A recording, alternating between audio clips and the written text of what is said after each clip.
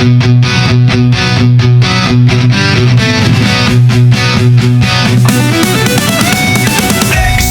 dost, success ka host.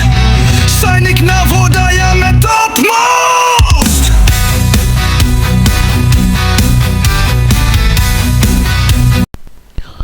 Welcome everybody to the first chapter, crop production and management. One of key chapters for your exam, for your school, for any competitive exams, if you're appearing for Olympiads, if you're appearing for scholarship exams, Sainik school exams, basic general knowledge also, it will help you to enhance or enrich your basic general knowledge regarding crops. For our exam, typically you will get one question from this topic. Generally the question is simple but slightly twisted, so you have to not only read and watch this video 3-4 times, but also you have to understand the deeper meaning which is hidden in the concept. Let us begin. The term itself, it starts with crop. So let us first understand the basic meaning of what is a crop. Most of the people assume that crop is a plant. Yes, it is a plant, but it is not only a plant. It is basically when a specific type of plant is cultivated on a large scale, and that too jointly, means at one place. When you cultivate a single kind of plant, that is called a crop. You must have seen that crops of wheat, crops of rice, once they are cultivated, that at once they are cultivated at a large scale, so they are called crops. We will understand this better as we will proceed. To give you the overview about this topic, and this is one of the very important topic for basic humanity also, for our well-being also, क्योंकि crop मतलब जहाँ से हमें food मिलता है, and you know that every living organism requires food. Now why it requires food? For various types of functions. They perform different kinds of function, and food gives us energy to perform different types of operations, different types of body functions like digestion, locomotion, respiration. For all these processes we require food and the energy which is coming from food. However, about the energy we have already discussed in the previous chapters, of like nutrition of plants and nutrition of animals. But here also the topic is linked. Now when we talk about the requirement of food, there are basically plants and there are animals. Now plants have a unique ability to prepare their own food by the process of photosynthesis. All the green plants have chlorophyll. Using the chlorophyll, they synthesize. By taking carbon dioxide and sunlight and the nutrients from the soil, they synthesize their own food. But do animals also possess the same ability? No, animals के पास तो ये ability नहीं है. Plants तो अपना food खुद बना लेते हैं, पर एनिमल्स अपना फूड नहीं बना सकते. So animals are dependent for their food. And way do they get their food from these crops? Let us now go ahead and understand crops. Now when plants of same kind are cultivated at one place on a large scale, it is called a crop. For example, crop of wheat means that all the plants grown in a field are that of wheat. This will be called as a wheat crop. Now we know that crops are of different types, like cereals, wheat, rice, maize, vegetables, and fruits. Now we know that India, because of its position in the planet, it comes in the tropical zone. And since it comes in the tropical zone,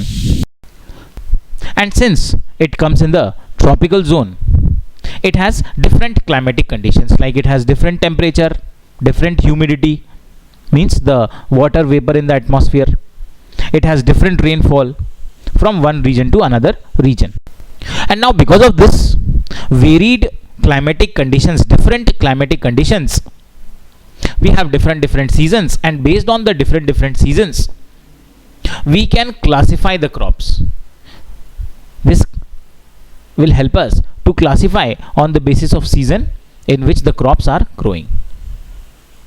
Let us understand what are the different types of classification. Now accordingly, there is a rich variety of crops grown in different parts of country. तो ये बात कर रहे हैं कि हमारे देश का जो क्लाइमेटिक कंडीशन है ट्रॉपिकल जोन में होने की वजह से उसमें काफी डिफरेंस रहता है इन terms of temperature, humidity, rainfall.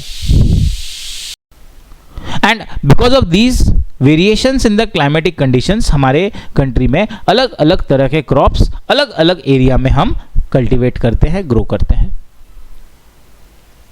लेकिन इतने सारा डिफरेंस होने के बावजूद भी हमने अपने क्रॉप्स को मेजर 2 कैटेगरी में क्लासिफाई किया हुआ है. What are they? Let us C.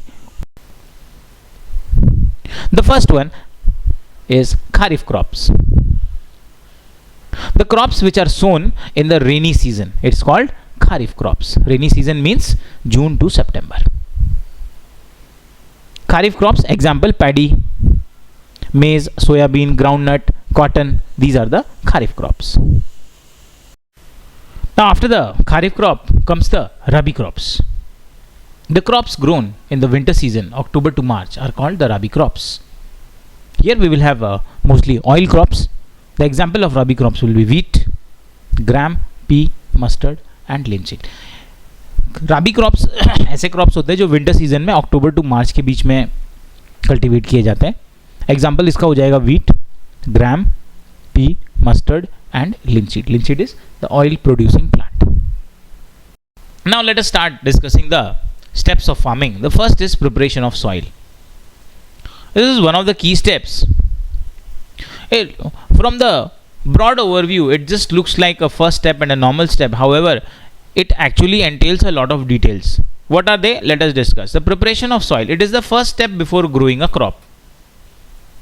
One of the most important tasks in agriculture is to turn the soil and loosen it. कि बता रहे हैं कि सबसे important step है ये. क्या करना है? हमें सॉइल को टर्न करना है. सॉइल को टर्न क्यों करना है? क्योंकि अभी जनरल प्रैक्टिस क्या होती है, अगर आपने कहीं पर फार्मिंग की या कल्टीवेशन किया तो कल्टीवेशन करने के बाद, हार्वेस्टिंग कंप्लीट होने के बाद हमें वो सॉइल को थोड़ी देर के लिए ब्लैंक छोड़ना पड़ता है, खाली छोड़ना पड़ता है, सो दैट द न्यूट्रिएंट्स जो है वो वापस उसके एनरिच हो सके. अब सॉइल की कैपेसिटी होती है कि सॉइल जो होती है हमारी ओनली फ्यू सेंटीमीटर्स तक ही फर्टाइल होती है. सिर्फ टॉप की फ्यू जो सेंटीमीटर्स यहीं तक वो फर्टाइल होती है. और जो ज़्यादा न्यूट्रिएंट्स जो नीचे पहुंचे हुए हैं, अगर जैसे ही आप इसको सॉइल को डिगिंग करेंगे, टर्न करेंगे, लूज करेंगे, आप इसे खोदेंगे, राइट, तो ये नीचे वाला सॉइल क्या है, ऊपर जाएगा, ऊपर का सॉइल नीचे आएगा, नीचे का सॉइल ऊपर. इससे क्या होगा कि न्यूट्रिएंट्स का प्रॉपर मिक्सिंग नीचे से ऊपर तक मिलेगा और पूरी की पूरी लेयर, हमारी जो टॉप लेयर है वो अच्छे से फर्टाइल हो रही है. नाउ अनदर बेनिफिट इसका दूसरा, आपने सॉइल लूज किया, इसका नाउ पहला तो मिक्सिंग करने से न्यूट्रिएंट्स का आपस में इंटरमिक्सिंग होगा. दूसरा मोस्ट इंपॉर्टेंट पॉइंट, इससे जो रूट्स हैं, this allow the roots to penetrate deep into the soil. अभी रूट्स जितना ज़्यादा सॉइल में पेनिट्रेट करें उतना हमारे रूट हेयर्स के लिए अच्छा है, क्योंकि रूट हेयर ज़्यादा से ज़्यादा न्यूट्रिएंट्स को एब्जॉर्ब कर पाएंगे. ज़्यादा से ज़्यादा एरिया में ऑफ स्प्रेड उनका जितना ज़्यादा होगा उतने ज़्यादा वो मिनरल्स एब्जॉर्ब करेंगे, वाटर एब्जॉर्ब करेंगे. So this is the another step कि रूट्स जो है हमारे डीपर जाएंगे. डीपर क्यों जाएंगे? तो वो ज़्यादा एब्जॉर्प्शन करेंगे न्यूट्रिएंट्स और मिनरल्स का. The loose soil allows the roots to breathe easily even when they go deep into the soil. Very important point कि जैसे ही आपने सॉइल को लूज किया, this is the hard soil, जहां पर ये पार्टिकल्स हैं, सॉइल पार्टिकल्स जो आपस में क्लोजली पैक्ड हैं. अब आपने क्या किया, आपने सॉइल को लूज कर दिया, तो सॉइल पार्टिकल्स के बीच में अच्छा खासा गैप आ गया. अब जैसे ही सॉइल पार्टिकल्स के बीच में गैप आ गया तो यहां पर हमारा जो रूट है, जो डीप है अभी सॉइल के अंदर, तो उनको प्रॉपर एक स्पेस मिल रही है. अच्छे से वो exchange of gases, exchange of minerals कर पाएंगे, the roots and the root hair specially which will do this function. So they say the loose soil allow the roots to breathe easily even when they go deep into the soil. This is the first effect of loosening. Now why does the loosening of soil allow the roots to breathe easily? ये क्या important, इस process का क्या importance है, कैसे वो easily breathe कर सकते हैं? Let us move ahead and understand that how they can breathe easily.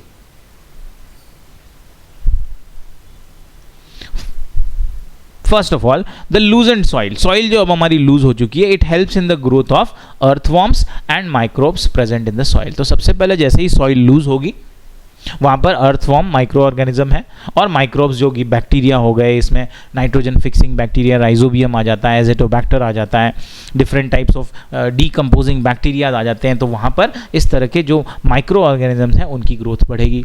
इनकी ग्रोथ बढ़ने से क्या होगा? इनकी ग्रोथ बढ़ने से सबसे पहले ये होगा कि ये जितने भी माइक्रो ऑर्गेनिजम्स होते हैं, I will draw it here, suppose these are soil particles, और इसके बीच में माइक्रो ऑर्गेनिजम्स जैसे ही पहुंचेंगे, so micro organisms are actually decomposers. Microbes जितने भी होते हैं वो प्राइमरीली क्या होते हैं? डीकम्पोजर होते हैं. तो डीकम्पोजर मतलब जितने भी अनवांटेड जो वेस्ट प्रोडक्ट है इसको वो डीकम्पोज करते हैं और डीकम्पोज करके उसे ये कन्वर्ट करते हैं न्यूट्रिएंट्स में या मिनरल्स में. तो जैसे ही हम सॉइल को लूज करेंगे, रूट्स हमारे डीपर जाएंगे और रूट्स वहाँ पर इजीली ब्रीथ कर पाएंगे, उनको प्रॉपर स्पेस मिलेगा. प्रॉपर स्पेस जैसे ही उनको मिलेगा वहाँ पर माइक्रो ऑर्गेनिजम्स की ग्रोथ स्टार्ट हो जाएगी. माइक्रो ऑर्गेनिजम्स मतलब अब वहाँ पर ज़्यादा से ज़्यादा न्यूट्रिएंट्स प्रोड्यूस होने वाले हैं.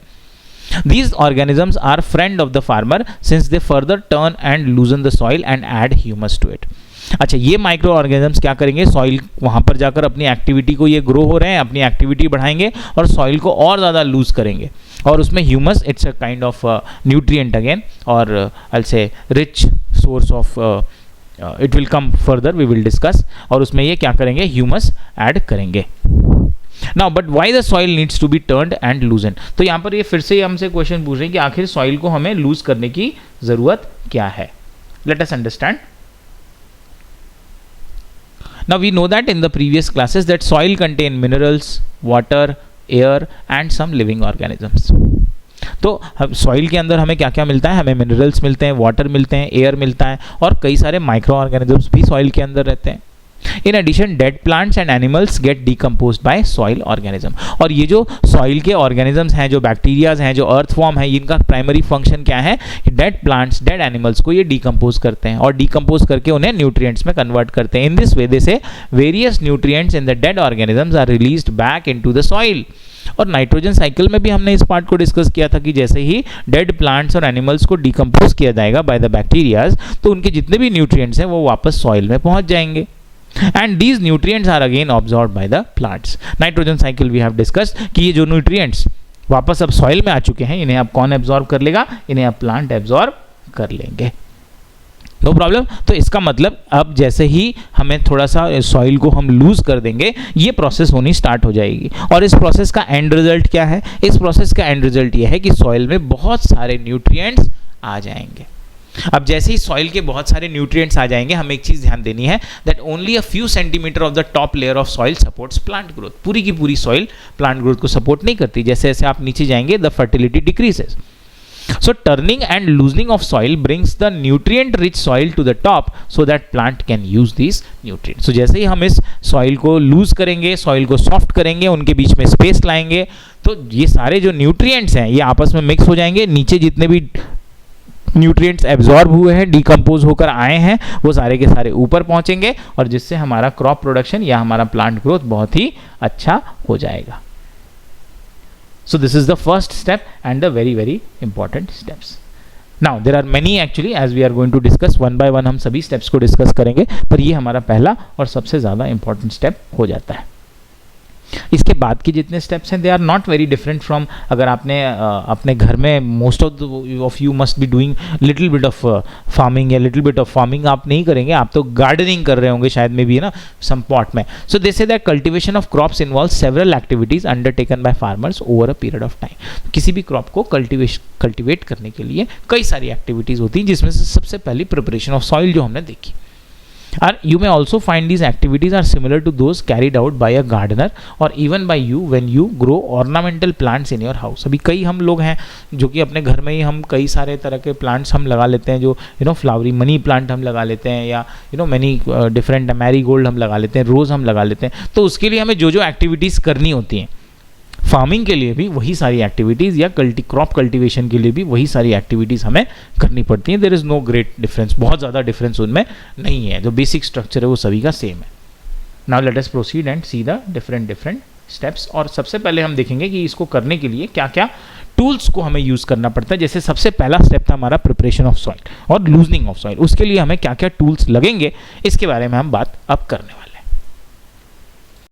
So now after the first step of farming, which is the loosening of soil, let us now get into the equipments which can be used for this purpose. The first is plow.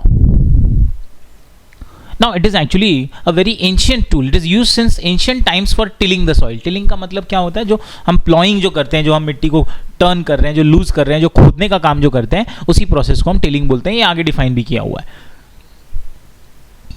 अच्छा, इस plough को हम use करते हैं soil की tilling करने के लिए,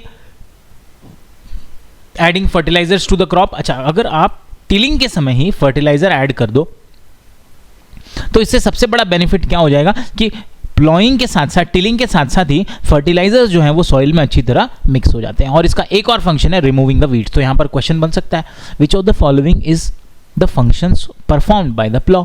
tilling of soil, yes. Adding fertilizers to the crop for proper mixing with the soil, yes. Removing the weeds, yes.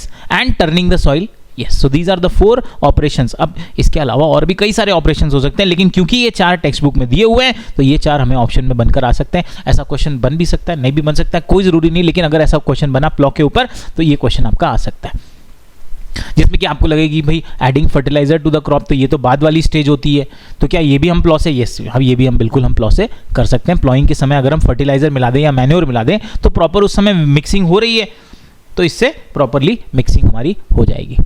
Plough जो हमारा होता है, it is made up of would and it is drawn by a pair of bulls और other animals, horse's और camels. अलग अलग जहाँ पर बुल्स हैं वहाँ पर बुल्स यूज़ किए, बैल हैं वहाँ बैल यूज़ किए जाते हैं, जहाँ पर बैल नहीं है वहाँ घोड़े यूज़ किए जाते हैं.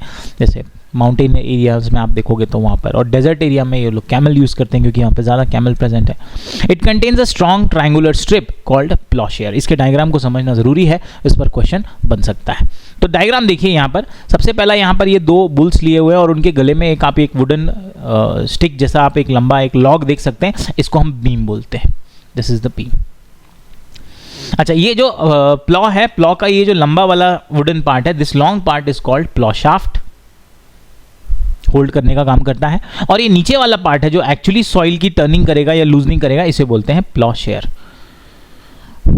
प्लॉ पर तो क्वेश्चन नहीं आए हैं, पर इक्विपमेंट्स पर क्वेश्चन पूछे गए हैं. पहले भी एग्जाम में हो पर क्वेश्चन पूछे गए हैं, जो बेसिकली वीड रिमूविंग का काम भी करता है. इसीलिए डायग्राम्स को भी देखना हमारे लिए इंपॉर्टेंट है. Now let us discuss the main part of the plough is a long log of would which is called plough shaft. जो उसका लंबा वाला पार्ट है, this part is called the plow shaft. There is a handle at one of the end of the shaft. The other end is attached to the beam which is placed on the bull's neck. अच्छा, इसमें इस तरह का एक लकड़ी लगी होती है और ये जो बीम है, ये बीम हम कहाँ रखते हैं? बुल्स के ऊपर रख देते हैं, उनके नेक के ऊपर हम रख देते हैं, so that they can pull it. One pair of bull and a man can easily operate the plough. Plough को तो सभी ने देखा है, एंशिएंट स्टाइल से हम देखते आ रहे हैं. भाई हमारा जो कंट्री है बेसिकली वो एक एग्रीकल्चर कंट्री है, तो हमने एग्रीकल्चरल प्रोसेस को तो बहुत ही अच्छे से देखा हुआ है. ये इसका यहाँ पर डायग्राम बना हुआ है.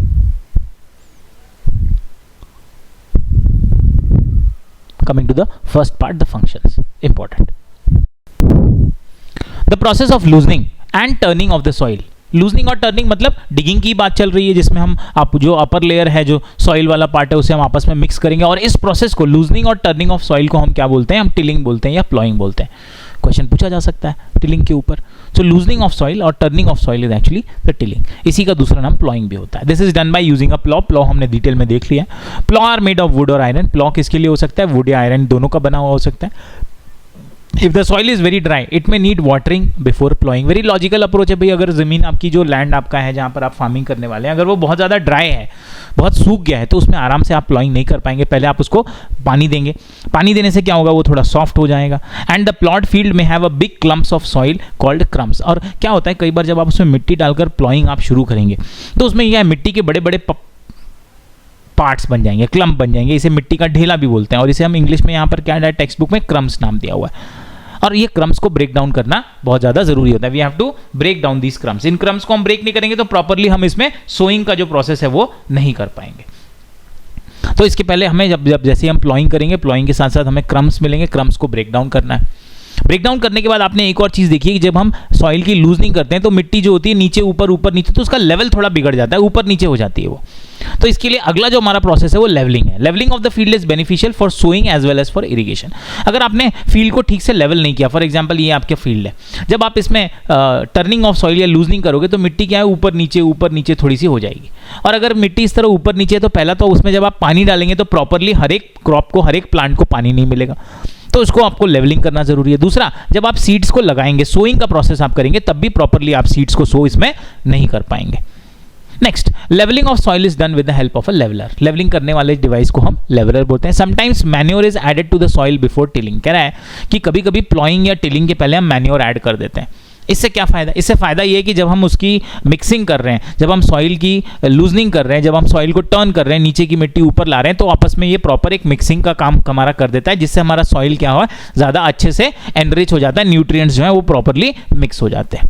The soil is moistured before sowing. आगे बता रहा है कि सॉइल को सोइंग के प्रोसेस शुरू करने से पहले सॉइल को हमें नरम करना जरूरी है। अभी ऑब्वियस है, अगर वो बहुत हार्ड होगा तो सीड्स आपके होंगे वो प्रॉपरली अंदर नहीं जा पाएंगे। मॉइस्चर से वो थोड़ा बेटर अंदर जाएंगे और उनके अंदर बैक्टीरियाज वगैरह का अच्छे से फॉर्मेशन होगा, वो प्रॉपरली ब्रीथ करेंगे, ऑक्सीजन का अच्छे से वहां पर फ्लो होता है। Very important steps. Now coming to the agricultural implements. Before sowing the seeds it is necessary to break soil clumps to get better yield. जब हम सोइंग ऑफ सीड्स शुरू करें उसके पहले इंपॉर्टेंट है कि जो सॉइल के जो क्रम्प्स बन गए हैं उसे हमें हटाना होता है। And this is done with the help of various tools. इसके अलग अलग टूल्स हैं। एक तो हम प्लॉ से ये क्रम्प्स को हटा सकते हैं, दूसरा हो होता है और एक कल्टीवेटर होता है। एक एक करके देखते हैं। पहला है हो। ये इसका डायग्राम आप देख लीजिए। पहले यहाँ पर ये इसका हैंडल है जहाँ पर इन्होंने ग्रिप रखा है, यहाँ से इसे पकड़ना है। This is the handle part. ये एक बीम है, इसमें ये रॉड, ये इसकी रॉड कहलाएगी और ये इसकी बेंट प्लेट कहलाएगी। अच्छा, इसका फंक्शन क्या है? इसको जो अनवांटेड प्लांट्स होते हैं, जो वीड्स होते हैं, उसको हटाने के लिए यूज किया जाता है और सॉइल को लूजनिंग के लिए भी इसका यूज किया जाता है। हो it is a simple tool which is used for removing weeds and for loosening the soil. It has a long rod of wood और आयरन। माइंडेड, पहले इस हो पर एग्जाम में क्वेश्चन पूछा जा चुका है कि वीड को हटाने के लिए जो हम इंस्ट्रूमेंट यूज करते हैं उसे क्या कहा जाता है। उसका आंसर हो है। वीड को हटाने के लिए और सॉइल को लूज करने के लिए इसका हम यूज कर सकते हैं। डायग्राम मैंने आपको यहां पर दिखा दिया। Now next such will be cultivators. Now gone are the days when people are using plow. अब plow का यूज काफ़ी कम हो गया है. Only very small farmers are using the plow. Now since most of the villages have access to tractors, they have started using the cultivators. Now अब जो ploughing का काम होता है वो ट्रैक्टर से, जो कल्टीवेटर्स होते हैं, मशीन होती है, उससे वो यूज़ करते हैं. The use of cultivator saves labour and time. क्योंकि अगर आप बुल्स को यूज़ करके, प्लॉ को यूज़ करके अगर आप कल्टीवेशन का काम कर रहे हैं तो आपको टाइम बहुत लग जाएगा, दिन भर लग जाएगा. तो इसी को रिप्लेस करने के लिए लोगों ने इसको ट्रैक्टर से यूज़ करना शुरू कर दिया. अभी आप पहले आप देखिए तो कल्टीवेटर क्या है, ये ट्रैक्टर के पीछे दिख रहे हैं इस तरह के कुछ शार्प एज्ड ये जो पार्ट है, दिस इज़ द कल्टीवेटर. तो ये आप ट्रैक्टर चला दीजिए अपने फार्म में और एक ही बार में ये कम टाइम में सारे के सारे फील्ड को ये प्रॉपरली लूज कर देता है और जितने क्लम्प्स होते हैं उसको भी अच्छे से ब्रेक कर देता है, क्योंकि because of its power. So any time इसके ट्रैक्टर की जो पावर होगी वो बुल से ज़्यादा होगी तो थोड़ा ज़्यादा ये एफिशिएंट होता है, टाइम भी इसमें हमारा सेव होता है. This is the cultivator. Now coming to sowing. Sowing is a very important part of crop production. Before sowing, good quality, clean and healthy seeds of a good variety are selected. बच्चों, this is also a very very important step. पहले exam में इस पर question भी पूछा गया है, how to identify a good quality seed. आगे देखेंगे. ना farmer prefer to use seeds which give high yield. अब हमें सीड्स ऐसे यूज़ करने चाहिए जिससे हमारे प्रॉपर यील्ड मिले, हमें आउटपुट बहुत अच्छा मिले। और इसके लिए ज़रूरी है कि हमें जो सीड्स को सिलेक्ट करना है वो बहुत ही ज़्यादा हेल्दी सीड्स होने चाहिए और गुड वैरायटी के सीड्स होने चाहिए। If not used then probably हमारी जो हार्वेस्ट है, वो जो हमारा क्रॉप है, वो उतना अच्छा नहीं आएगा। अब सोइंग का जो प्रोसेस है वो कैसे किया जाता है? सोइंग ट्रेडिशनली एक ऐसे डिवाइस से की जाती है, वो फनल जैसी होती है। इस तरह की एक डिवाइस होती है जिसको हम यूज़ करके, और ऊपर इसका एक हैंडल भी होता है, और इस तरह की एक डिवाइस को हम यूज़ करके सोइंग का काम करते हैं। The seeds are filled into the funnel, यहाँ पर हम सीड्स भर देते हैं, and they pass down through 2 or 3 pipes having sharp ends. These ends pierce into the soil and place the seeds there. इसको बेटर समझने के लिए आप एक डायग्राम देख लीजिए। यहाँ पर आप देखिए, these are the 2 people, यहाँ पर ये जो 2 लोग हैं, इन्होंने पीछे एक फनल जैसा विथ लॉन्ग पाइप ऐसा एक डिवाइस रखा हुआ है, जहाँ पर ऊपर ये यहाँ पर सीड्स डाल रहे हैं, और ये सीड्स क्या है, फनल के थ्रू होते हुए नीचे जा रही है। नीचे का जो एंड है वो शार्प एंड है। अब जब भी ये लोग टिलिंग कर रहे हैं तो टिलिंग से सॉइल सॉफ्ट हो रही है, और उसी सॉइल सॉफ्ट में फिर ये लोग इस फनल को इंसर्ट करते हैं, वो सॉइल में अंदर चली जाती है और सीड्स भी वहीं पर पहुंच जाते हैं। This is a traditional method. However अभी आजकल काफ़ी एडवांस टूल्स इसमें आ गए हैं, तो जनरली अब हम इस चीज़ को यूज़ नहीं करते हैं। अब हम क्या यूज़ करते हैं? Now we have started using the seed drills. अच्छा, ये भी this is also another type, जहाँ पर आप ऊपर से इसमें डाल सकते हैं और अंदर वो सीड्स चले जाएंगे। Now what are we using? Now we are using the seed drill. Now seed drill is used for sowing with the help of tractors.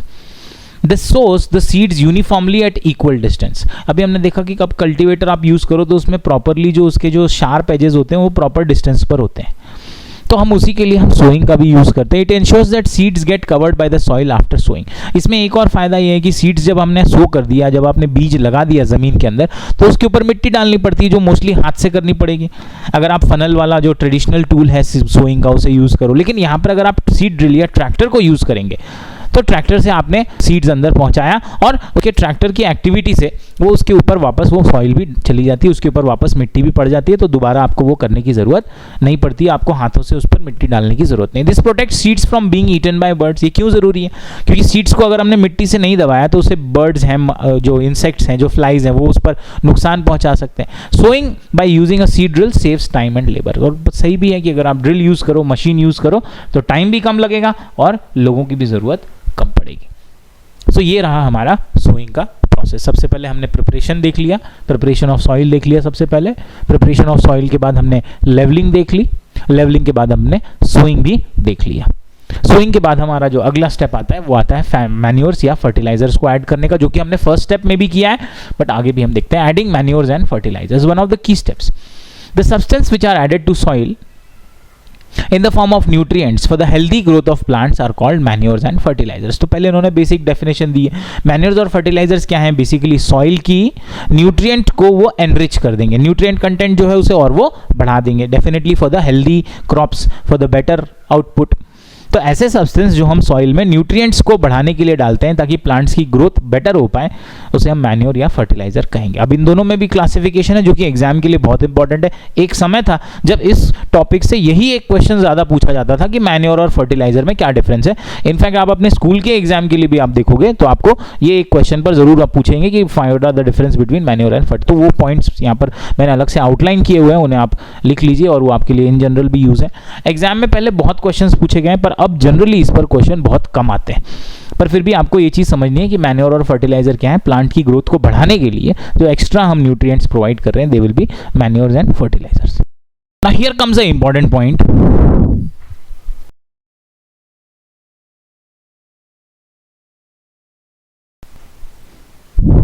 Now comes an important point actually, that soil already has almost all the nutrients which is required for the growth of plant. Then what is the need of adding additional manure and fertilizer? It's a very important part actually. We already know that soil already जितने भी nutrients चाहिए plant को growth के लिए वो soil दे रहा है. These nutrients are essential for the growth of plants. In certain areas, farmer grow crop after crop in the same field. अब ध्यान से आप सुनिएगा कि कई ऐसे एरियाज हैं जैसे जो स्मॉल फार्मर्स हैं, तो स्मॉल फार्मर्स क्या करेंगे, उनके पास जो लिमिटेड लैंड होता है उसी में वो कंटिन्यूसली फार्मिंग कर रहे हैं। Rabi crop, then kharif crop, then cash crops. कभी भी ये फील्ड को वो लोग uncultivated, they don't leave the field uncultivated और फैलो। अनकल्टिवेटेड का ये सिनोनिम हो गया फैलो से, वो खाली छोड़ ही नहीं रहे। So now we have to understand that if the field is never left fallow or uncultivated, the continuous cultivation of crops makes the soil poor in nutrient। अब इसमें आप बार बार आप उसमें फार्मिंग किए जा रहे हो, अगर आप रेगुलरली उसमें फार्मिंग किए जा रहे हो तो जितने भी उस पर्टिकुलर सॉइल के जो न्यूट्रिएंट्स हैं वो यूज्ड अप हो रहे हैं, plants are taking up for their growth. और इससे धीरे धीरे ओवर द टाइम क्या हो जाएगा कि आपका जो फील्ड है जहां पर आप कंटिन्यूस फार्मिंग कर रहे हो वहां पर जितने भी न्यूट्रिएंट्स का लेवल है वो कम हो जाएगा। और अगर न्यूट्रिएंट्स का लेवल कम हो जाएगा, मिनरल्स का लेवल कम हो जाएगा, तो आपकी जो आउटपुट है वो अच्छी नहीं होगी। Therefore farmers have to add manure to the field to replenish the term replenish the soil with the nutrients. तो उनके न्यूट्रिएंट्स जो लॉस्ट हो जा रहे हैं बार बार कल्टीवेशन से, उसको वापस करने के लिए, रिचार्ज करने के लिए हमें इसमें फार्मर्स और मैन्योर्स फर्टिलाइजर और मैन्योर्स को ऐड करना पड़ता है। और इस प्रोसेस का पर्टिकुलर एक नाम दिया हुआ है मैन्योरिंग। इस पर क्वेश्चन पूछने के चांसेस कम है क्योंकि मैन्योरिंग नाम से ही समझ में आता है, that's adding of manure is called manuring. Improper और insufficient manuring will result in weak plants. Very logical, आप प्रॉपर से आप उसको मैन्योर्स नहीं दोगे, उसको आप न्यूट्रिएंट्स नहीं दोगे, फर्टिलाइजर्स नहीं दोगे, तो वो ठीक से आपके जो प्लांट्स हैं वो ग्रो नहीं हो पाएंगे। तो यहाँ पर एक क्वेश्चन ये बन सकता है, what is the need of providing additional manures and fertilizers to the soil while farming, because due to continuous farming or continuous cultivation the nutrients of the soil are reduced in the levels, and to bring back those required levels back for the better growth and development of plant we need to add them externally। हमें externally मतलब बाहर से इसमें nutrients add करने की ज़रूरत है क्योंकि आपने जो continuous farming की है इसकी वजह से जो उसका nutrient level है, जो content level है वो कम हो चुका है। Now talking about what is a manure, very important, they are defining manure is a organic substance। Organic मतलब लिविंग सब्सटेंस हो गया ये, है ना, प्लांट्स एनिमल से बनते हैं। They are obtained from decomposition of plants और एनिमल वेस्ट। वेस्ट का मतलब क्या हो गया, डेड एंड डिकेइंग प्लांट्स हो गए, डेड एंड डिकेइंग एनिमल्स हो गए, उससे ये बनाया जाता है completely organic substance. Now farmers they dump plant and animal waste in pits. Pits मतलब क्या हो गए, गड्ढे हो गए, at open places and allow it to decompose. इसे क्या करते हैं, गड्ढा खोद कर डाल देते हैं और धीरे धीरे इनकी डीकम्पोजिशन होती है। Decomposers are the micro organisms, bacterias हैं, वेरियस टाइप्स ऑफ फंगाइज हैं, ये डीकम्पोजिशन का काम करेंगे। They are done by micro organisms and they will convert this organic substance into a organic manure. अब ये जब इसको डीकम्पोज करेंगे तो डीकम्पोजिशन से क्या होगा, डीकम्पोजिशन से ये और फाइनर पार्टिकल्स में ब्रेक हो जाएंगे, उनके अंदर जितने भी न्यूट्रिएंट्स हैं, मिनरल्स हैं, वो कंप्लीटली ब्रेक डाउन होकर उसमें मिक्स हो जाएंगे, सॉइल में मिक्स हो जाएंगे। इसके आप यूज कर सकते हैं as a organic manure. So decomposed matter is now used as a organic manure. Vermi composting को भी हम इसी प्रोसेस से फॉलो करते हैं जो कि हमने प्रीवियस क्लासेस में देखा हुआ है।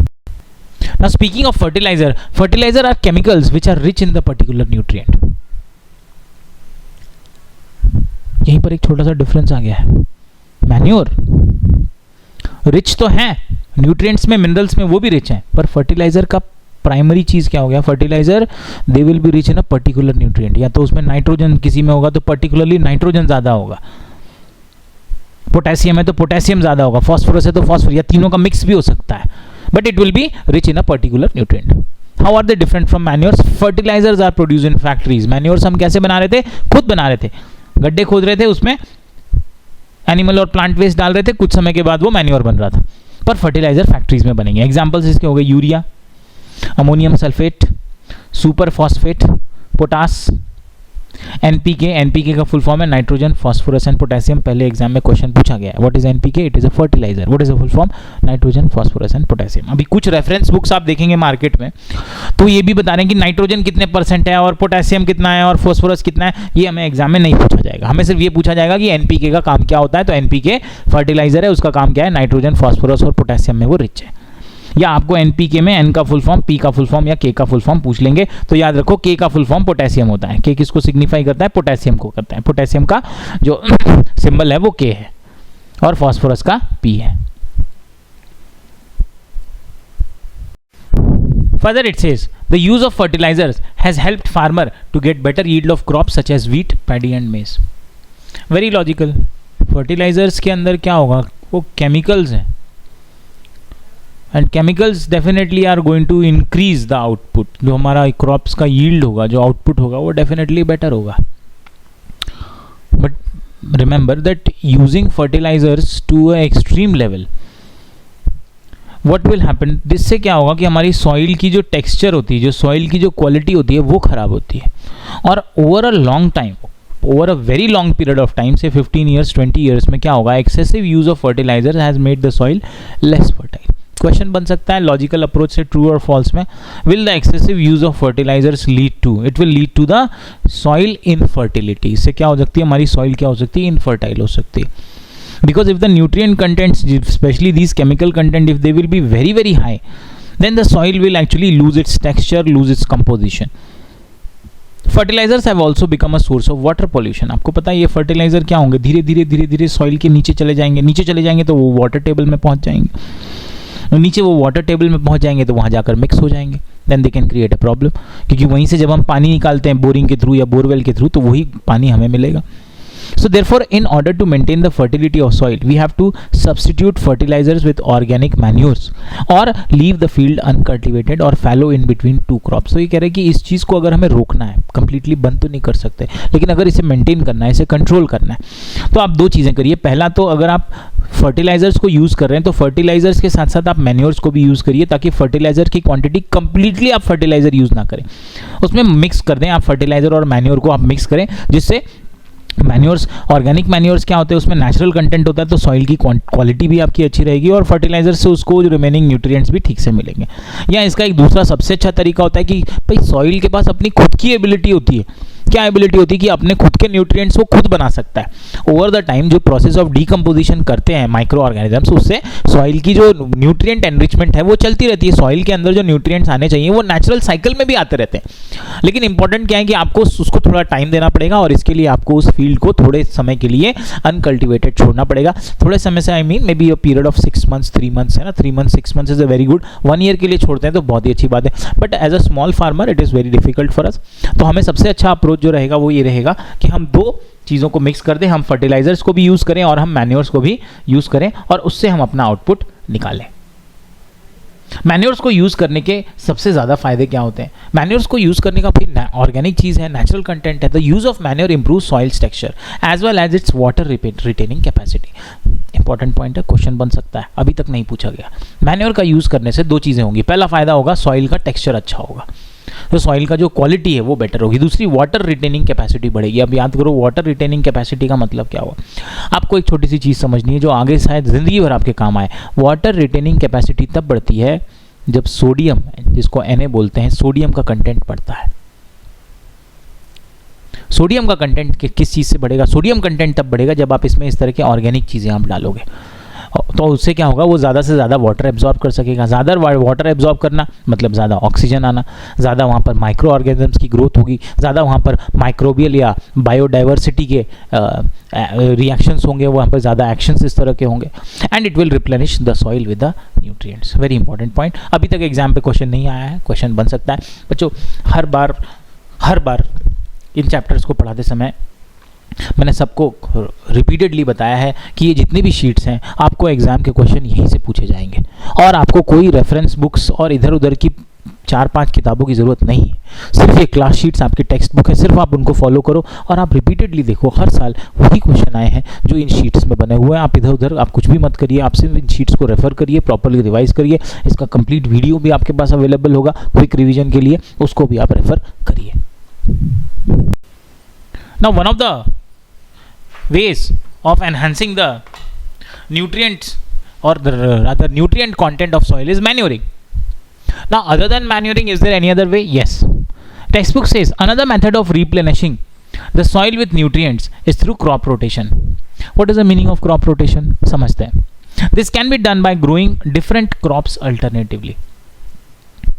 Crop rotation का मतलब हो गया हम एक ही तरह के क्रॉप को बार बार नहीं कल्टीवेट करेंगे, हम क्रॉप्स को चेंज करेंगे, टाइप ऑफ क्रॉप्स हम बदलेंगे. Earlier farmers in northern India used to grow legumes as fodder in one season and wheat in the next season. Legumes मतलब ऐसे प्लांट्स होते हैं जिनको ज़्यादा नाइट्रोजन की ज़रूरत होती है, उनके जो रूट्स होते हैं वो सॉफ्ट होते हैं. फॉडर मतलब ये जानवरों को चारा खिलाने के लिए एक सीज़न में लेग्यूम्स के प्लांट ग्रो करते हैं और अगले सीजन में ये वीट के प्लांट को ग्रो करते हैं. Now legumes are nitrogen fixing plants. इनके रूट नोड्यूल्स में नाइट्रोजन फिक्सिंग बैक्टीरिया आकर रहता है और ज़्यादा से ज़्यादा नाइट्रोजन सॉइल में लेकर आता है. तो पहले अगर आपने लेग्यूम्स को ग्रो किया तो हमारी सॉइल में ज़्यादा नाइट्रोजन हो जाएगा. And we know that nitrogen is the primary element या primary nutrient for the growth of plants को नाइट्रोजन की सबसे ज़्यादा ज़रूरत होती है. एंड इस लेग्यूम्स को पहले और बाद में वीट लगाने से क्या होगा कि सॉइल में ज़्यादा से ज़्यादा नाइट्रोजन होगा and it will help in the replenishment of soil with nitrogen. And farmers are being encourage to adopt this practice. भाई फार्मर्स को भी ये प्रैक्टिस करने को कहा जाता है because this is a approach जिसमें कोई मैन्योर की ज़रूरत नहीं है, कोई आपको एडिशनल फर्टिलाइजर्स की ज़रूरत नहीं है. एक नेचुरल तरीके से आपने क्या किया, पहले लेग्यूम्स ग्रो कर दिए, उससे नाइट्रोजन आ गया और अब जब आपने वीट उसमें कल्टीवेट किया तो बेटर आपको यील्ड मिल रहा है क्योंकि सॉइल में बहुत ज़्यादा नाइट्रोजन कंटेंट है और अदर जो मिनरल्स हैं वो वहाँ पर प्रेजेंट है. Another simple step crop rotation इसको हम कहेंगे.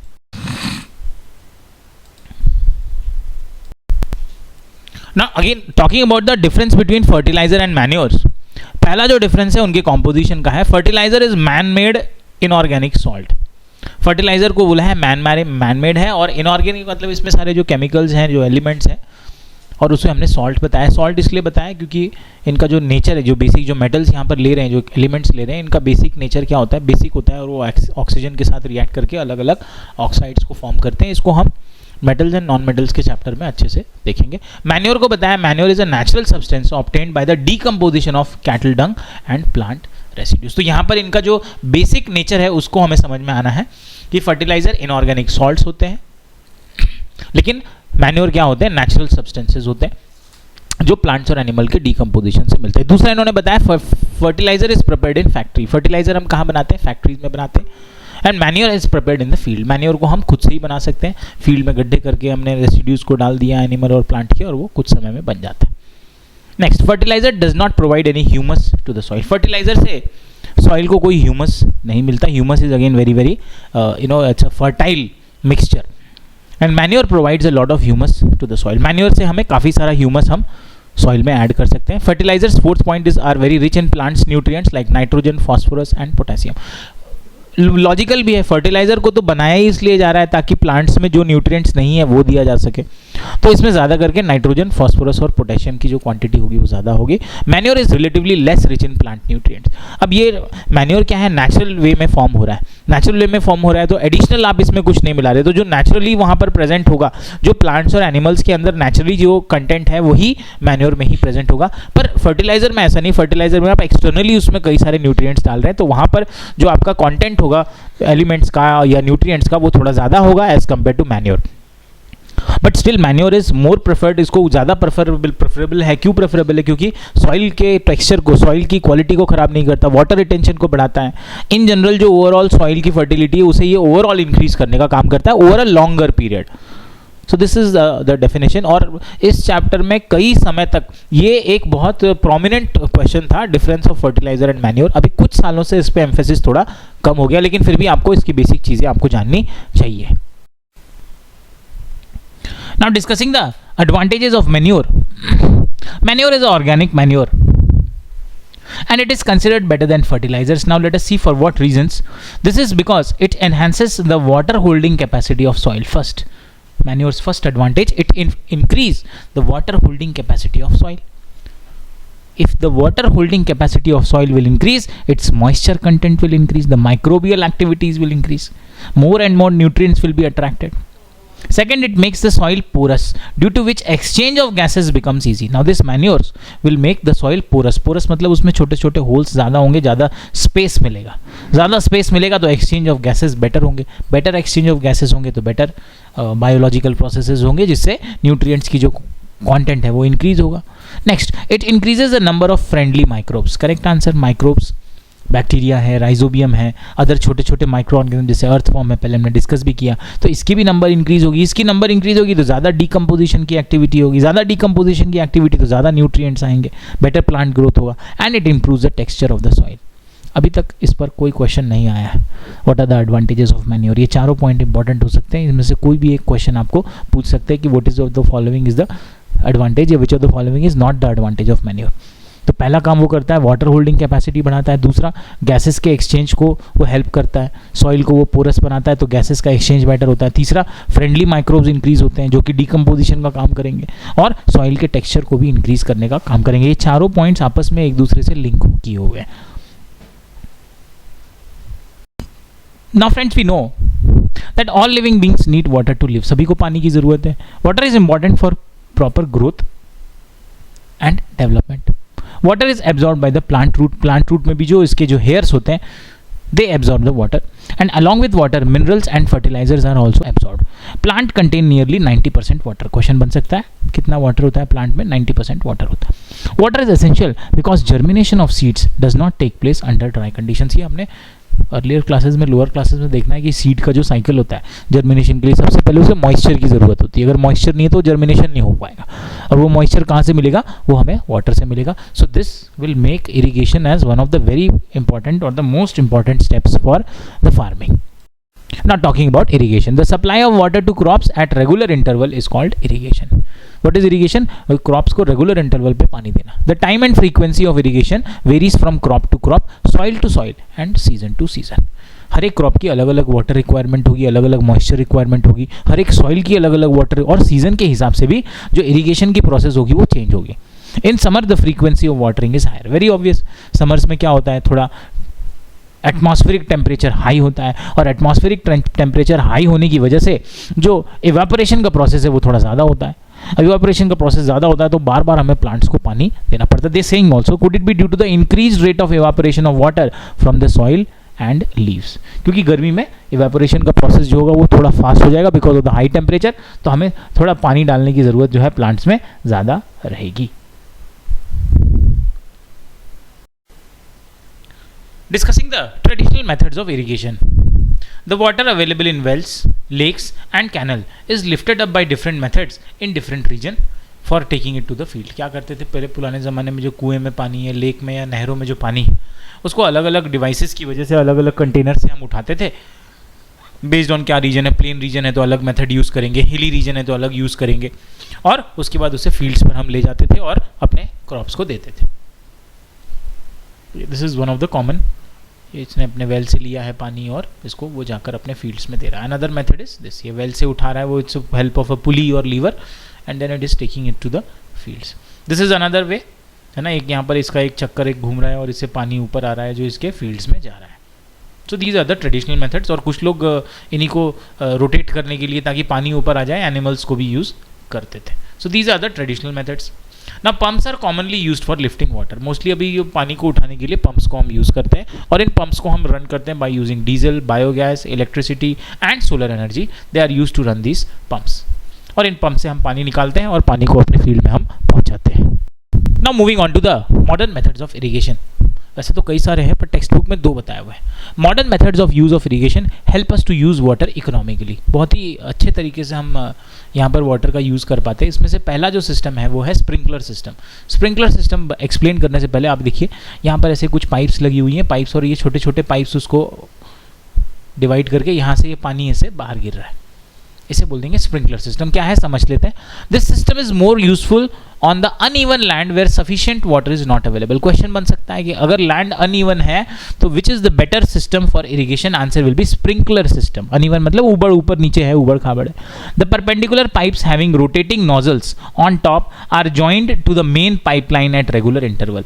तो छोटे छोटे पाइप्स को इन्होंने मेन पाइपलाइन से जोड़ा हुआ है जिससे पानी निकलेगा। When water is allowed to flow through the main pipe under pressure with the help of a pump, it escapes from the rotating nozzles, it gets sprinkled on the crop as if it is raining। तो यहाँ पर वो बता रहे हैं, diagram से explain करेंगे। तो ये मोटर लगी हुई है, मोटर से जब आप प्रेशर से पानी डालेंगे तो पाइप के थ्रू ये छोटे छोटे पाइप्स में आएगा, और इनके यहाँ पर जो नोजल्स हैं, नोजल्स मतलब जो इनकी ओपनिंग्स हैं, वो पहला तो रोटेटिंग है, रोटेट होती हैं, और उसमें छोटे छोटे होल्स बने हुए हैं जिससे प्रेशर से पानी आएगा और पूरे प्लांट्स के ऊपर गिरेगा। ऐसा लगेगा जैसे बारिश हो रही है। वेरी इफेक्टिव मेथड, क्योंकि इसका पानी आपका जो भी है वो वेस्ट नहीं होगा, वो पूरा का पूरा प्लांट्स के ऊपर जाएगा। ज़्यादा भी नहीं मिलेगा और कम भी नहीं मिलेगा, जब प्रॉपर एडिक्वेट अमाउंट में उन्हें वाटर मिलेगा। This is the sprinkler system. Question पूछा जा सकता है कब यूज़ किया जाता है, तो अनइवन जब हमारा सरफेस हो तब हम इसे यूज़ करेंगे। Second is a drip system, very effective. In this system the water falls drop by drop directly near the roots so it is called drip system. तो ड्रिप सिस्टम में हमें याद रखना क्वेश्चन क्या बन सकता है कि ड्रॉप बाय ड्रॉप गिरता है, कहाँ गिरता है, वो रूट्स के पास गिरता है। It is the best technique for watering fruit plants, gardens and trees. तो पूछ सकते हैं भाई सबसे अच्छी टेक्निक फ्रूट प्लांट्स के लिए क्या है, तो आंसर है ड्रिप सिस्टम सबसे अच्छा। Water is not wasted at all. It is a boon in regions where availability of water is poor. जहाँ पर पानी ठीक से नहीं मिलता, बहुत एक्सेसिव वाटर नहीं है जहाँ पर, वहाँ पर ये ड्रिप सिस्टम बहुत ही यूजफुल है, क्योंकि थोड़े से पानी से आप उसको सही जगह पहुँचाते हैं, बिल्कुल रूट्स के पास पहुँचाते हैं, जिससे प्रॉपरली प्लांट्स का न्यूट्रिशन होता है, उन्हें प्रॉपर अवेलेबिलिटी ऑफ वाटर मिलता है। Now speaking of drip system, यहाँ पर देखिए एक मोटर लगी हुई है, एक पाइप आ रहा है और पाइप जुड़ी हुई है छोटे छोटे पाइप्स के साथ, और ये पाइप्स में एक छोटे छोटे होल्स हैं जो ड्रिप्स हैं। तो इससे पानी क्या होता है, ड्रिप बाय ड्रिप मतलब ड्रॉप बाय ड्रॉप रूट्स के बिल्कुल पास में जाकर पानी गिरता है। सो मोस्ट एफिशिएंट सिस्टम इसे बोला जाता है उन रीजन्स में जहां पर पानी की अवेलेबिलिटी क्या है, थोड़ी कम है, वहां पर हम ये ड्रिप सिस्टम यूज करेंगे। Now this was all about farming. Now let's talk about the process of weeding.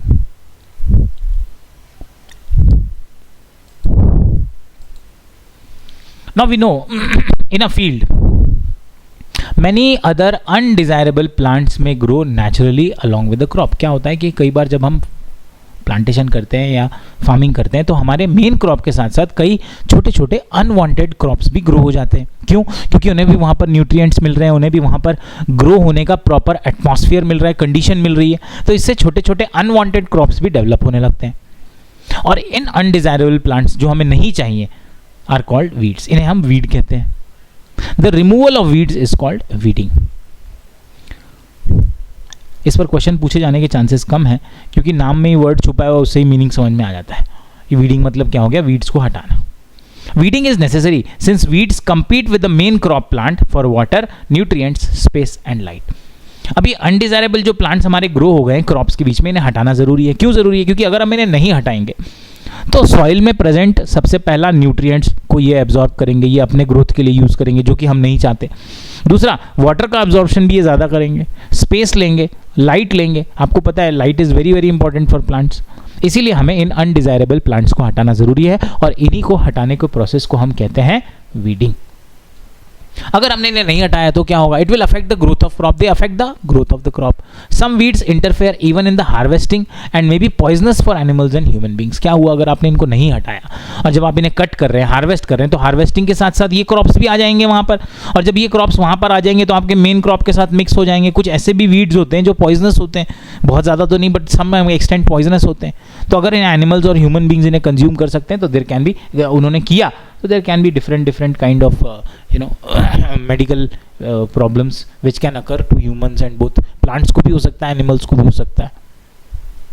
So that is why the process of weeding is important. Now the process of weeding, it is done mostly by spraying weedicides during the vegetative growth of weeds before flowering and seed formation। Question पूछा जा सकता है कि weedicides का जो spray होता है वो कब किया जाता है? वो किया जाता है before their vegetative growth, before the flowering and seed formation. क्योंकि अगर एक बार फ्लावरिंग और सीड फॉर्मेशन हो गई तो आप प्लांट्स को नहीं रोक सकते। वीडिसाइड्स जो होते हैं वो कौन से स्टेज पे काम करते हैं? वो वेजिटेटिव ग्रोथ की स्टेज पे काम करते हैं, फ्लावरिंग और सीड फॉर्मेशन के पहले। नाउ स्प्रेइंग ऑफ वीडिसाइड्स, ये वीड्स को तो मारता ही है, पर ये फार्मर्स के लिए भी अच्छा नहीं। It may affect the health of farmers because it is completely poisonous chemicals. So they use these chemicals very carefully.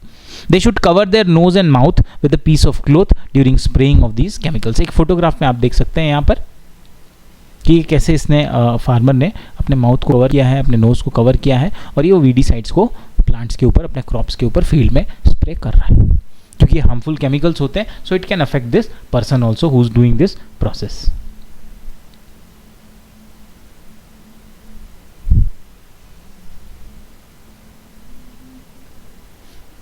Let us move ahead. Human beings, farmers adopt many ways to remove weeds and control their growth। अभी सबसे common जो method है वो weedicide करने का, वो mostly manually भी करते हैं, लोग हाथों से जा जाकर वीड्स को हटाते हैं।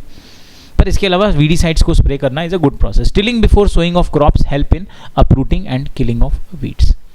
सबसे पहला जो प्रोसेस हमारा टिलिंग का है, प्लॉइंग का जो प्रोसेस है, उसी में हम क्या करते हैं, वीड्स को जब हम सॉइल को टर्न करते हैं तो उससे भी जो नीचे जो वीड्स होते हैं छोटे छोटे, वो उखड़ जाते हैं, बाहर निकल जाते हैं।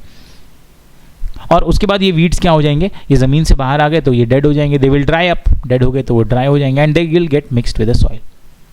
और वीड्स को निकालने का सबसे अच्छा टाइम दिया, इस पर क्वेश्चन बन सकता है, the best time for the removal of weed is before they produce flowers and seeds. यहाँ पर क्वेश्चन एक बन सकता है कि वीड्स को निकालने का सबसे अच्छा टाइम क्या होता है, before they produce flower and seeds, ये उसका सबसे अच्छा टाइम होता है। Now the manual removal includes physical removal of weeds.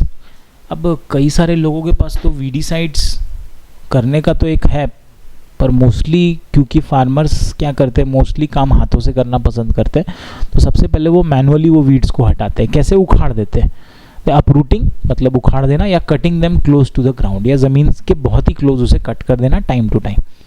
क्योंकि वीड्स क्या है, एक बार आपने उखाड़ दिया दोबारा ग्रो हो जाएंगे, बिल्कुल हो जाएंगे, तो बार बार आपको ये प्रोसेस करनी होगी। This is done with the help of अ खुरपी।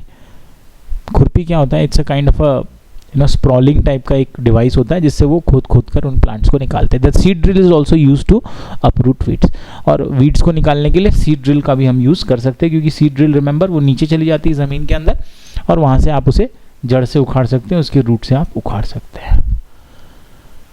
Next, weeds are also controlled by using certain chemicals called weedicides. Example 2,4-D, this is an example, ये वीडीसाइड का एक एग्जाम्पल है, टेक्स्ट बुक में लिखा हुआ है, एग्जाम में पूछा जा सकता है। They are spread in the fields to kill the weeds, they do not damage the crops. खास बात इसकी क्या है, ये क्रॉप्स को डैमेज नहीं करता। The weedicides are diluted with water to the extent required and spread in the fields with a sprayer. तो यहाँ पर इन्होंने वीडीसाइड्स का एक एग्जाम्पल भी दे दिया, ये केमिकल वीडीसाइड है। वैसे सारे वीडीसाइड केमिकल ही होंगे, पर इससे हम क्या कर सकते हैं, वीड्स को हम स्प्रे, वीड्स के ऊपर हम ये स्प्रे कर सकते हैं। एग्जाम्पल दिया हुआ है तो शायद एग्जाम में पूछा जा सकता है। आगे बात करेंगे खुरपी की। एक्चुअली ये खुरपी नहीं है, ये दराती है, पर इससे भी हम छोटे छोटे जो वीड्स हैं उसे हम कट कर सकते हैं क्लोज टू द ग्राउंड, ज़मीन के बहुत ही पास हम इसे कट कर सकते हैं। After the process of weeding, next final process the harvesting. Harvesting of a crop is a important task. Cut करना भाई, पूरा आउटपुट जो आया उसे फिनिश करना। The cutting of the crop after it is mature is called harvesting. In harvesting crops are pulled out और cut close to the ground. Harvesting मतलब जो हमारे मैच्योर क्रॉप्स हो गए उन्हें कट करना, इसे बोलेंगे हार्वेस्टिंग। या तो उसे खींच के निकाला जाता है या फिर उसे ग्राउंड से वेरी क्लोज कट करके हम निकालते हैं। Process of harvesting, we know it usually takes 3 to 4 months for a cereal crop to mature. Harvesting in our country is either done manually by sickle और by a machine called harvester. Sickle ये हमने यहाँ पर देखा, this is the sickle, या फिर हम harvester से भी हार्वेस्टिंग कर सकते हैं। हार्वेस्टर ये कैसा हो गया, this is the machine which will be doing the harvesting. Now in terms of mechanisation, अगर आप इंडिया में देखो तो पर्टिकुलरली एग्रीकल्चर के फील्ड में अभी भी मैकेनाइजेशन बहुत ही कम यूज़ की जाती है, इवन दो वो कर रहे हैं लोग, but we are not doing as much mechanisation. अगर आज हम किसी भी कंट्री से एग्रीकल्चर में पीछे हैं तो इसी चीज़ में पीछे हैं कि हमने एग्रीकल्चर का मैकेनाइजेशन नहीं किया, मशीन्स का यूज़ आज भी हम उतना ज़्यादा नहीं कर रहे हैं जितना हमें करना चाहिए। Anyway, so this was the harvester. Let us now move on to the harvest festival. After 3 or 4 months of hard work, then comes the day of harvest. The sight of golden fields of standing crop laden with grain fill the heart of farmer with joy and sense of well-being. भाई एक बहुत result की बात है। Harvest मतलब result हो गया, आपने 3-4 महीने मेहनत की, आपने वहाँ पर सारा अपना इन्वेस्टमेंट किया, पैसे लगाए, टाइम लगाया, अपना हार्डवर्क लगाया, लेबर लगाया, और फाइनली अब आपके फील्ड्स रेडी हो जाते हैं। वो है ना, लहलहाते खेत हैं आपके, राइट, डिफरेंट कलरफुल खेत है, तो this give a feeling of happiness to the farmer and his whole family. No problem. अब जब भाई हमारा हार्वेस्ट हो गया है तो अभी फार्मर्स का क्या रहता है कि the effort of the past season have borne fruit and it is time to relax and enjoy a little. तो भाई वो लोग भी क्या करना चाहते हैं, रिलैक्स करना चाहते हैं, एंजॉय करना चाहते हैं। The period of harvest is thus a period of great joy and happiness in all parts of India. इसी पर कई सारे फेस्टिवल्स भी बने, men and women celebrated with great enthusiasm. तो जैसे ही हार्वेस्ट होता है तो लोग इसे बहुत खुशी के साथ सेलिब्रेट करते हैं। क्या क्या स्पेशल फेस्टिवल्स हैं, हार्वेस्ट सीजन है, पहले तो पोंगल है, साउथ में चलता है, बैसाखी है, नॉर्थ में चलता है, होली है, Holi is also harvest, Diwali है, नबान्या है एंड बिहू है। These are all the harvest festivals which are celebrated in different parts of the country. Pongal is particularly celebrated in South India in Tamil Nadu. Baisakhi is celebrated in Punjab and most of the north states. Holi is celebrated across India. Diwali also celebrated across India. Nabanya is जो harvest festival है, ये waste Bengal का harvest festival है अगर question पूछा गया तो। And Bihu is the harvest festival of Assam. अगर पूछा जाए तो वैसे चांसेस कम है, जनरल नॉलेज में पूछा जा सकता है और जनरली छोटे लेवल्स के लिए इंपॉर्टेंट है। हमारे लिए ये शायद कौन से स्टेट में है ये ना पूछे। ना after harvesting another important part is to separate the grain and the chaff. The farmers with small holding of land do the separation of grain and chaff by winnowing. What is winnowing? Winnowing is a process जहाँ पर आप क्या करते हैं कि आप we use the wind, we take plate like this, जिसमें हम अपना ग्रेन और चाफ पहले तो हम उसकी थ्रैशिंग कर देते हैं और थ्रैशिंग के बाद जब उसमें से चाफ थोड़ा थोड़ा अलग हो जाता है तो ऐसे विंड के यूज़ से हम क्या करते हैं अपने ग्रेन को गिराते हैं, जिससे कि ग्रेन हमारा नीचे जमा हो जाएगा और जो उसमें जो पार्टिकल्स हैं, जो चाफ पार्टिकल्स हैं, वो हवा में उड़कर एक दूसरी तरफ यहाँ पर जाकर जमा हो जाएंगे। That is winnowing. But now winnowing is not very widely used because of the intensive labor, लोगों की ज़रूरत पड़ती है। तो अब हम इस तरह के थ्रेशर मशीन्स जो आप सामने देख रहे हैं, this is a thresher machine. इसमें एक तरह से आप अपना क्रॉप डालिए और उसमें से चाफ और ग्रेन अलग करके वो आपको दे देता है। Storage, finally the most important part. भाई सब कुछ प्रोड्यूस कर लिया, आप स्टोर ठीक से नहीं करेंगे तो ख़राब हो जाएंगे, अदरवाइज रोडेंट्स हैं उसमें ना, एक इंसेक्ट्स हैं और मॉइस्चर है उससे ख़राब होता है। If the harvested grains are to be kept for a longer time they should be safe from moisture, insects, rats and microorganisms. Very important because they will first depreciate the quality. दूसरा उसे खा जाएंगे, है ना, ख़त्म कर देंगे। Harvested grains have more moisture.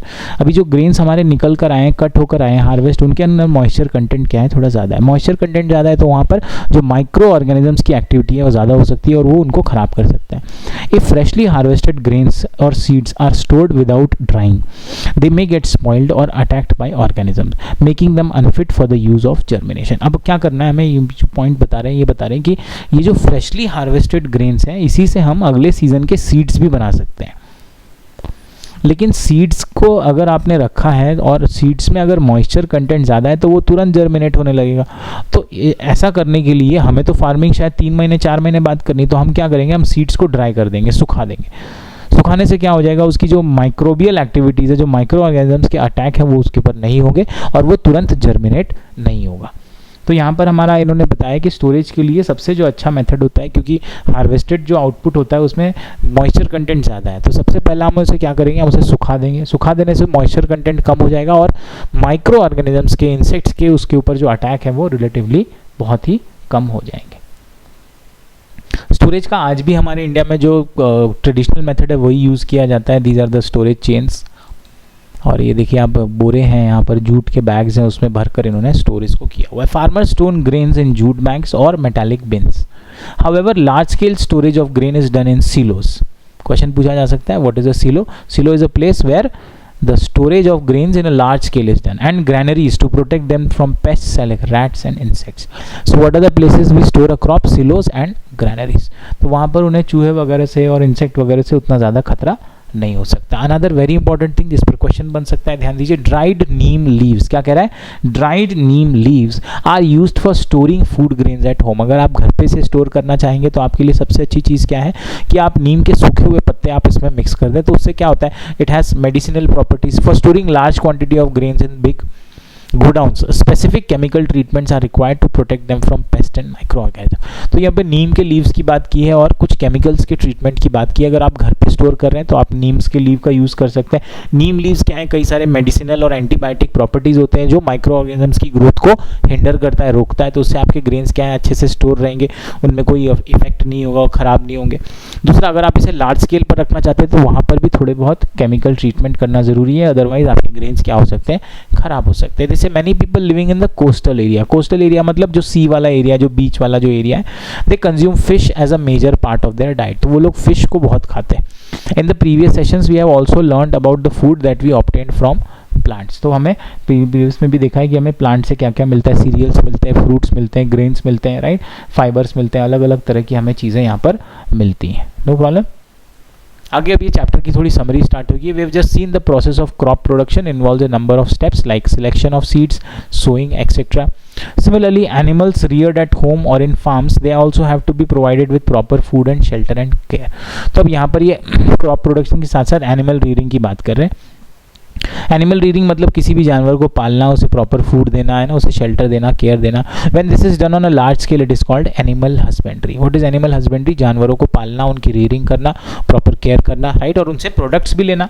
इसको हमने टर्म दिया है एनिमल हस्बेंड्री. आज तक एनिमल हस्बेंड्री के ऊपर ऐसा कोई क्वेश्चन देखा नहीं गया है. 1998, 99, 2001 इस पीरियड के आसपास एनिमल हस्बेंड्री को पूछ लेते थे, पर अब ये नहीं पूछते. सिंपल कॉन्सेप्ट है, दैट्स व्हाई. चैप्टर ये कंप्लीट हो गया है. हमने इस चैप्टर के क्वेश्चंस नहीं देखे हैं. In one of the sessions, not tomorrow, but in following sessions, what I will do is I'll bring some questions also. जैसे क्वेश्चंस पे पूछे जा सकते हैं, लेकिन समझने वाली बात यह है कि ये जितनी भी शीट हमने कवर की उसके हर एक लाइन से क्वेश्चन बन सकता है. तो जो हम क्वेश्चंस कवर करेंगे उसके अलावा भी इस शीट को रिवाइज करना आपके लिए बार बार बहुत ज़्यादा ज़रूरी हो जाता है. और क्वेश्चन वो किसी भी लाइन से किसी भी तरह का क्वेश्चन आप फॉर्म कर सकते हैं. तो अगर आपने इसकी प्रॉपर रीडिंग ली एटलीस्ट 3-4 टाइम्स, ये वीडियो आपके पास अब अवेलेबल है, उसे भी अगर आप प्रॉपरली 4-5 बार रिवाइज कर लेते हैं तो आपका काम बहुत ही आसान हो जाएगा.